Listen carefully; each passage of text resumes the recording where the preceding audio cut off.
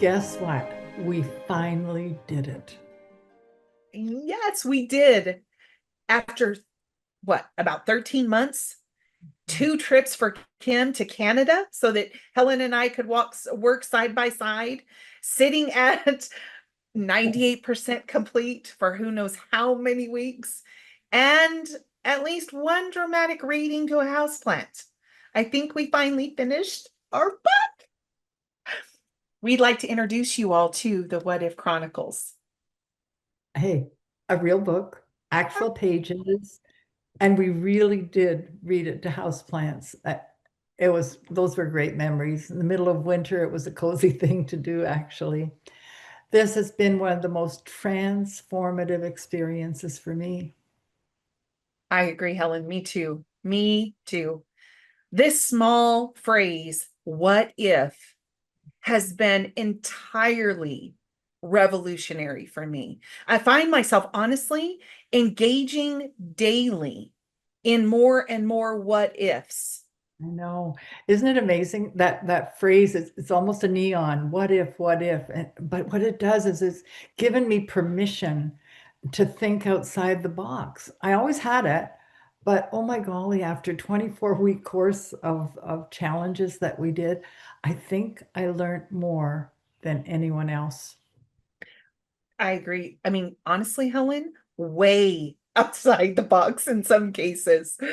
Do you remember when we first started the What If Chronicles and our very first What If challenge? You and I explained to all of the participants that we were taking the course alongside them, that we weren't coming to the table as experts or as gurus or somebody that had any kind of, you know, all the answers. But you and I were co-students, sharing from our hearts what Father has been revealing to us from this place of divinity. As each of us engaged Father's hearts, both you and I and the students, expansion and awakening of our I amness erupted and engaged every challenge from the way of Father's heart, from that way of divinity that created such a wow in our lives. It was such a powerful experience. You know, it really was that whole principle of understanding our I amness, um, it took seed in us. And for many of us in the What If Chronicles, and in both of our groups, with the Convergence group and the River 474, we have grown into our I amness, but it took time. It really did take time for me coming out of the What If Chronicles.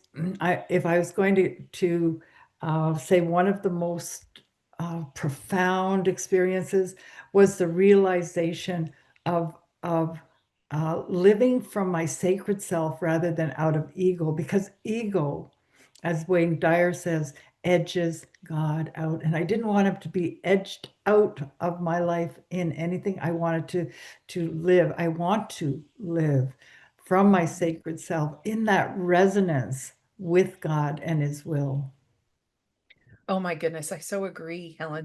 That place, as you're talking about, that place of inner standing, the differences and how those different voices, the frequency of ego attempts to do that is such a critical place for us to when in that place of inner standing, knowing what to do in those moments when that starts to happen. I know for me, our eyes seeing the door, our mouth opens it, is such a place of sovereignty of our sovereign self, of our sacred self, speaking and moving the way we've been designed to do, the way we've been designed to work within creation, even taught but never stopped to see just what those words can mean when they're actualized or experienced, because it's not just about speaking with our mouths, right? We experience the realities of sovereignty, or my language, our I amness, in such a powerful and unique way. It's so powerful and unique for each one of us. Personally, I find the challenges we share during the 24 weeks of the What If Chronicles being so expansive, and for me personally expanding within me in ways I didn't expect, and I find so stunningly beautiful. Engaging the challenges personally has shifted everything for me, absolutely everything. I love that we have been impacted by our own challenges. Like, who'd have thunk it, right?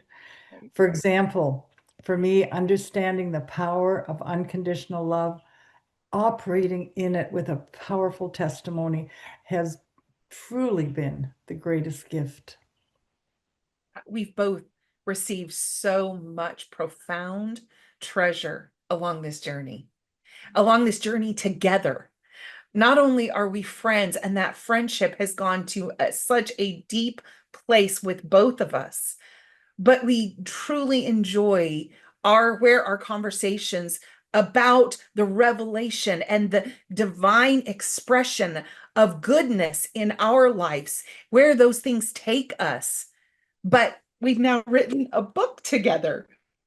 My question is, what comes next? Well, we definitely have more on the horizon, but for now, the most amazing thing is What If Chronicles is on Amazon. And just for those of you who don't know, it's a compilation of 20 of the 24 original challenges from the course. And we have edited many of them from what has been part of our journey since then. And as revelation continues to come, there's going to be more.